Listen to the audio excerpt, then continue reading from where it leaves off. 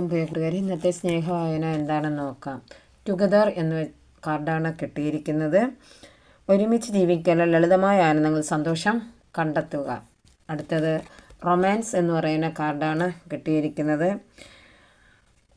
ജീവിതത്തിലേക്ക് ഈ ഒരുമിച്ചുള്ള യാത്രയിൽ റൊമാൻസ്, ആശ്ചര്യമായ സാഹചര്യങ്ങൾ, റൊമാൻറ്റിക് സർപ്രൈസുകൾ നിങ്ങൾ കൊണ്ടുവരിക എന്നാണ് യൂണിവേഴ്സ് നിങ്ങളടുത്ത് പറഞ്ഞിരിക്കുന്നത്.